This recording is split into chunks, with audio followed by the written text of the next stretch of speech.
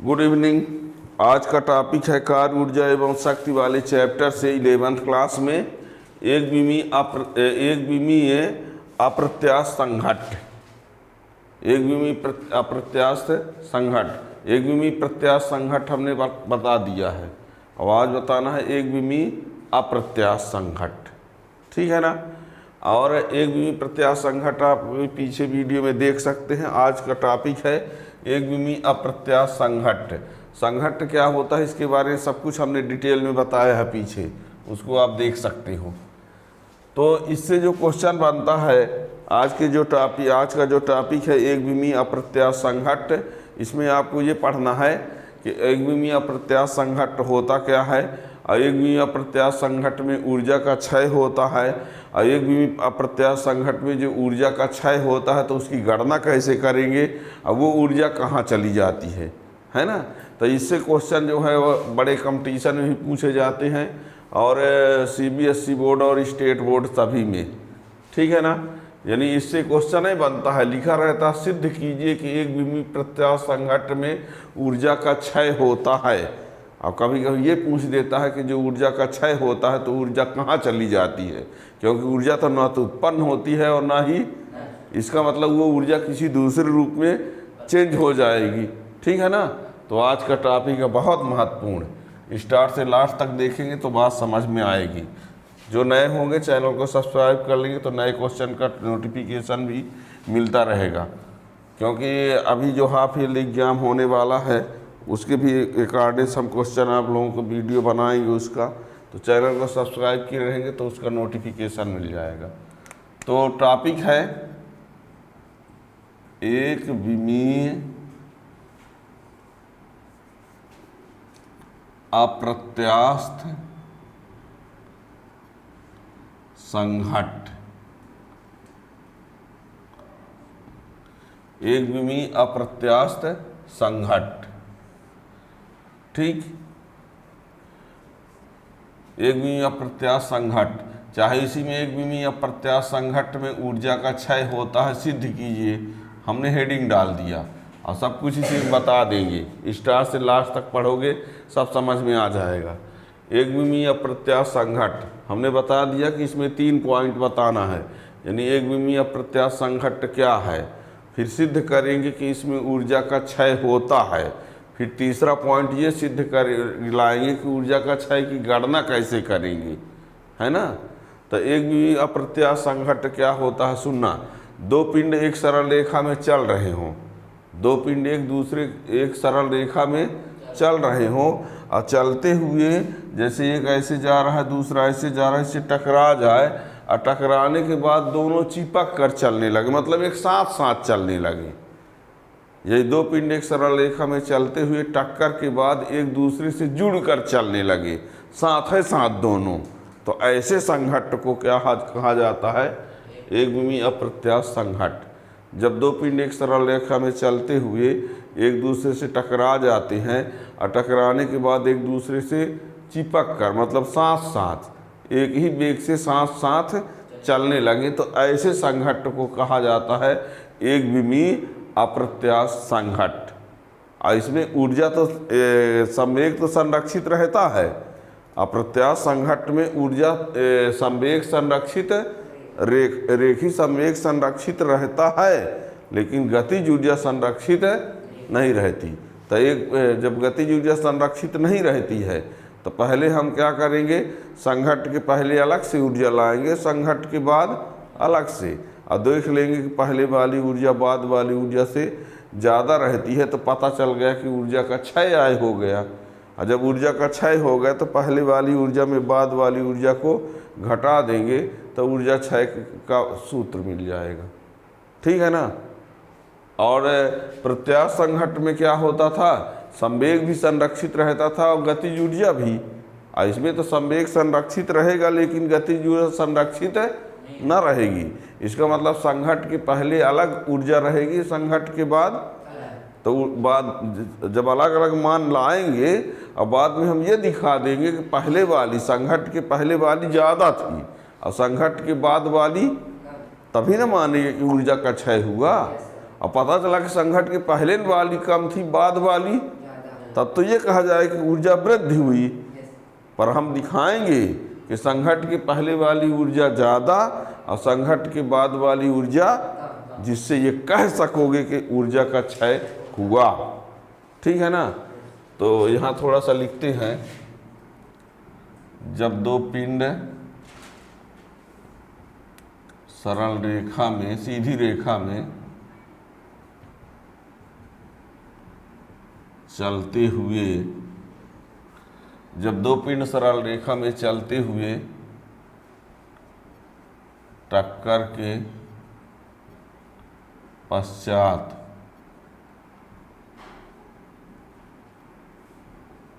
एक दूसरे से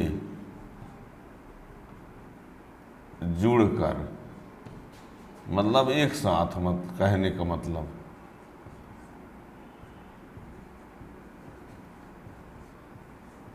चलने लगते हैं। जब दो पिंड सरल रेखा में चलते हुए टक्कर के पश्चात एक दूसरे से जुड़कर चलने लगते हैं तो इस प्रकार के संघट्ट को एक विमीय अप्रत्यास्थ संघट्ट कहते हैं। ठीक, देखना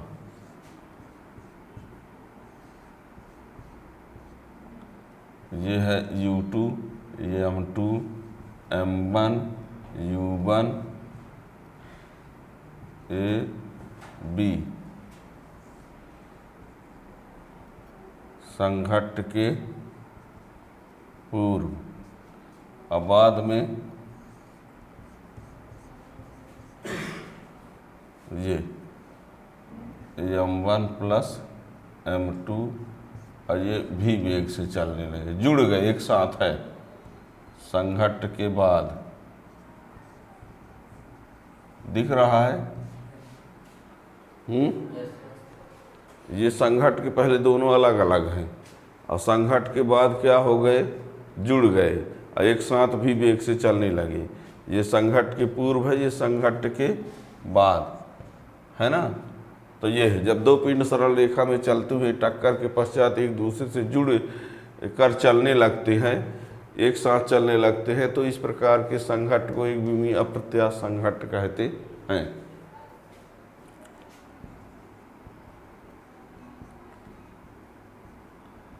इसमें संवेग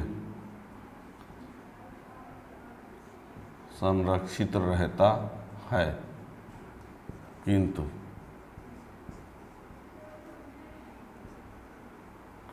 गतिज ऊर्जा संरक्षित नहीं।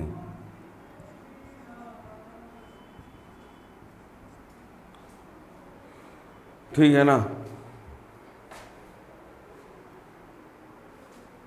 ये चित्र है हमने बनाया,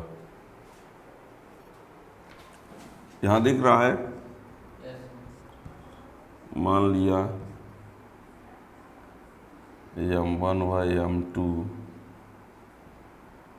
द्रव्यमान के दो पिंड एक सरल रेखा में क्रमशः वेग U1 व U2 से गति करते हुए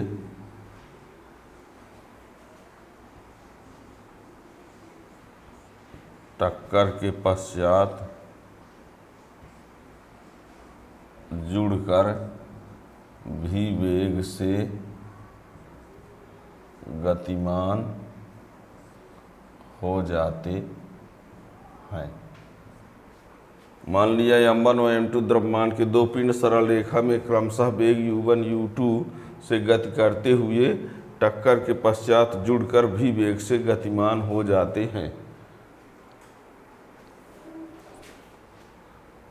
तो अब क्योंकि इसमें संवेग क्या रहेगा, संरक्षित रहेगा, तो संवेग संरक्षण का नियम लगा देंगे। तो संवेग संरक्षण के नियम से संघट्ट के पूर्व संवेग बराबर संघट्ट के बाद। तो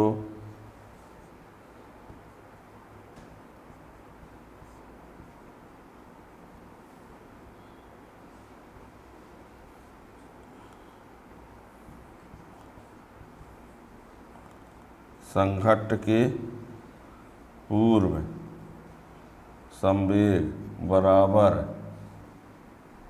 संघट्ट के बाद संवेग।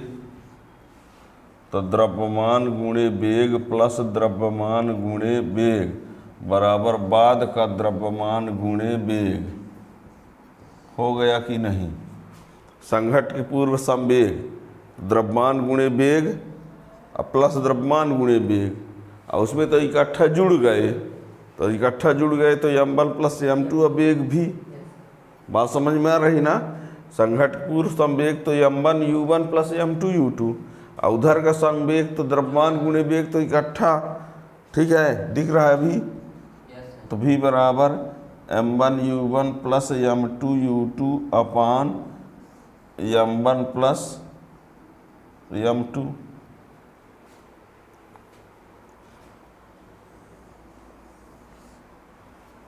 ये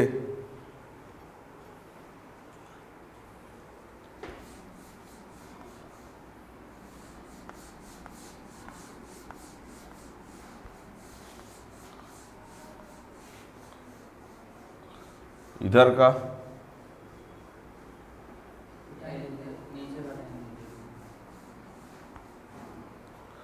अब देखिए, यदि हम ये मानकर चले तो जैसे v बराबर m1 u1 plus m2 u2 one m1 plus m2 आ गया। अब यदि हम ये मानकर चले कि जो b वस्तु है वो स्थिर है, यदि m2 द्रव्यमान वाली वस्तु क्या है तो u2 का मान क्या कर देंगे, 0 कर देंगे। ठीक है ना? अब यदि m2 द्रव्यमान की वस्तु स्थिर है तो u2 बराबर 0। ये रहा कोई समीकरण। यदि m2 द्रव्यमान की वस्तु स्थिर है तो u2 बराबर 0, तब समीकरण 1 से क्या मिलेगा, v बराबर m1 u1 अपान m1 प्लस m2। ठीक है, अब हम ये वाला केस लगा के चलेंगे कि मान लो m2 द्रव्यमान वाली वस्तु स्थिर है और उसके आधार पर आगे बढ़ाएंगे, और टकराने के बाद तो वो भी वेग से चलने लगेगी। ठीक है ना? तो संवेग संरक्षण का नियम लगाए तो हम यहाँ तक पहुँच गए। अब ये हम ये लगा दिए थे यदि m2 द्रव्यमान की वस्तु स्थिर है तो u2 का मान क्या होगा, 0 कर दिए, तो v बराबर फिर ये आ जाएगा। ठीक है ना?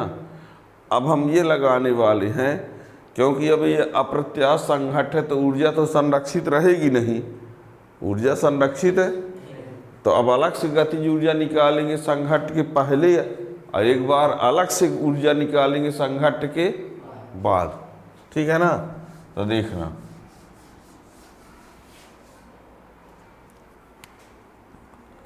अब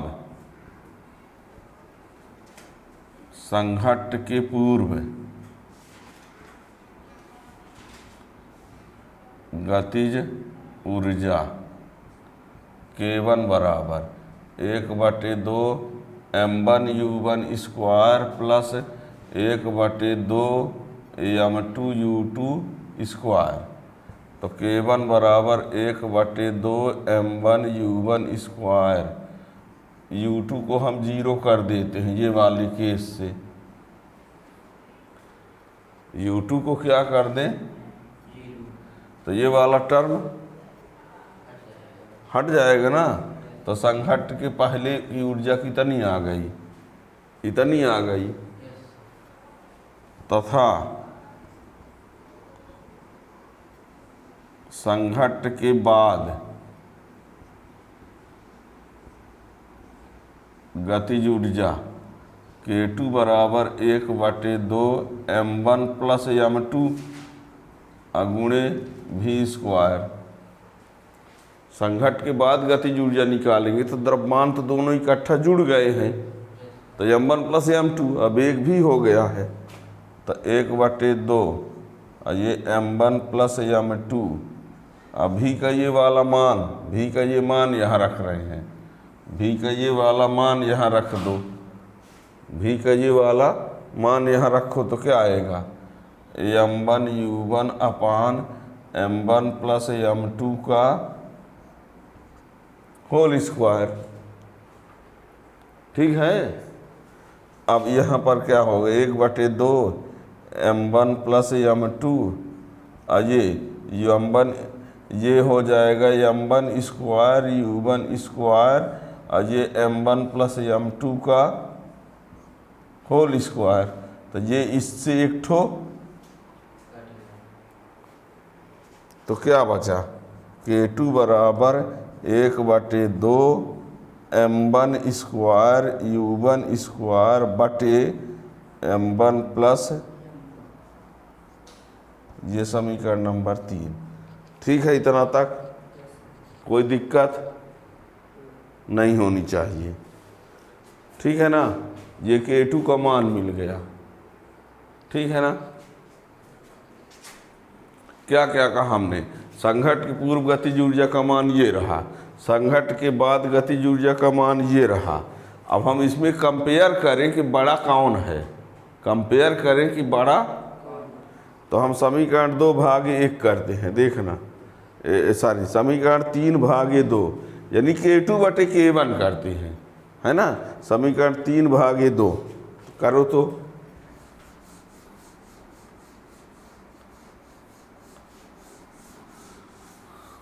समीकरण 3/2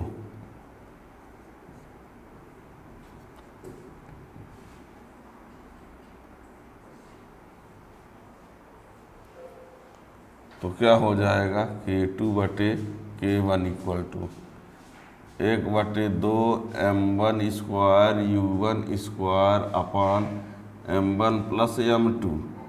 ठीक है, और इसमें 1/2 m1 u1 स्क्वायर है ऐसा। K2 का मान ये रहा और K1 का मान ये, तो ये इससे कैंसिल, ये इससे कैंसिल, ये इससे कैंसिल, तो बचा क्या,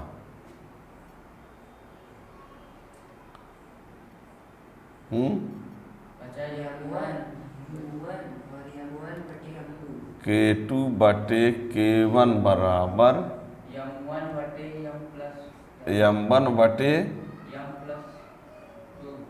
m1 प्लस आया। ये 1/2 से 1/2 कट गया, u1 स्क्वायर से u1 स्क्वायर कट गया, एक ठो m1 से एक ठो कट गया, पर एक ठो बचेगा और ये m1 प्लस m2। अब बताओ,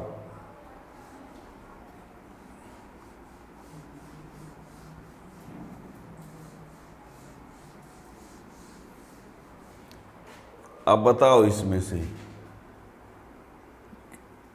m1 प्लस m2 जो है वो बड़ा होगा किससे, क्यों बड़ा होगा, क्योंकि ये m1 प्लस m2 है, दोनों मिलकर हैं, ये अकेले हैं, कौन बड़ा होगा, जो दोनों हैं, यानी m1 प्लस m2 बड़ा होगा m1 से, मतलब हर बड़ा है किससे, अच्छे समझना, हर बड़ा है अंश से, तो इधर का भी हर बड़ा होगा, तो K1 बड़ा होगा K2 से। और K1 कब की ऊर्जा है, संघट्ट के पहले की ऊर्जा, और K2 कब की ऊर्जा है, कौन बड़ा है, पहले वाली, अब बाद वाली आता है। अप्रत्यास्थ संघट्ट में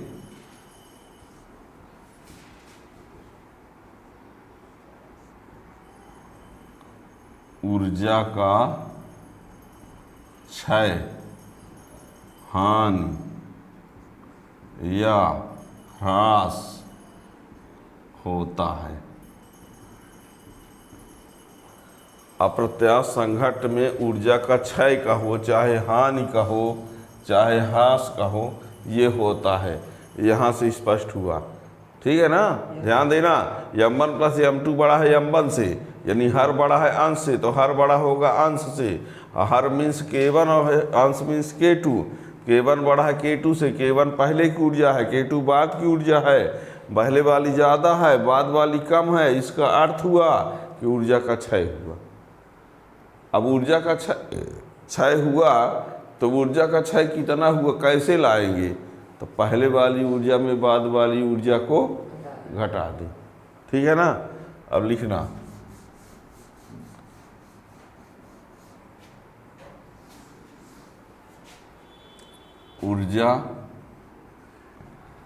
ऊर्जा क्षय डेल्टा के बराबर k1 माइनस k2। k1 कितना था, 1/2 m1 u1 स्क्वायर, और k2 कितना है, 1/2 m1 square u1 square upon m1 plus m2, ठीक। तो 1/2 m1 u1 स्क्वायर कॉमन ले लो, तो यहाँ 1 माइनस, इसमें क्या बचा,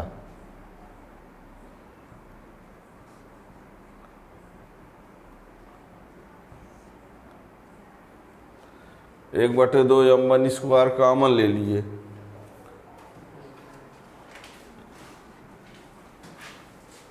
एक बटे दो m1 u1 स्क्वायर कॉमन ले लिए, तो क्या हुआ, जब 1/2 m1 u1 स्क्वायर कॉमन, तो ये ठो m1 बचेगा, m1 प्लस m2, तो 1/2 m1 u1 स्क्वायर, ये एलसीएम m1 प्लस m2, तो m1 plus m2 minus m1, ये इससे कैंसिल, तो 1/2 m1 m2 u1 square upon m1 plus m2, ये है, यही ऊर्जा क्षय का सूत्र है, यही ऊर्जा क्षय का सूत्र है। यह ऊर्जा ऊष्मा, ध्वनि तथा प्रकाश के रूप में व्यय बदल जाती है, कह दो।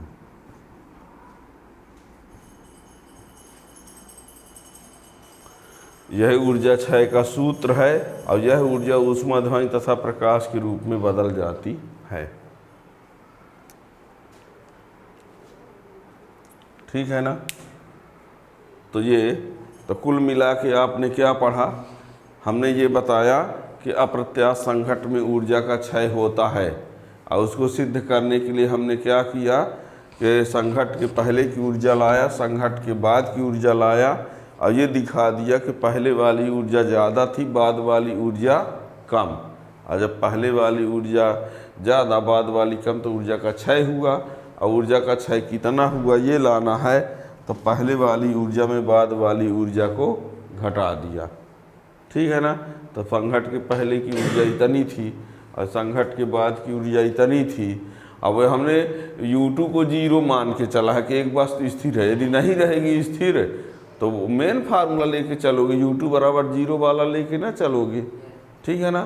तो ये याद रखना। आगे का टॉपिक रहेगा द्विविमीय प्रत्यास्थ संघट्ट और अप्रत्यास्थ संघट्ट, जो कि अगले वीडियो में। चैनल को सब्सक्राइब कर लेंगे तो नोटिफिकेशन मिल जाएगा। Thank you.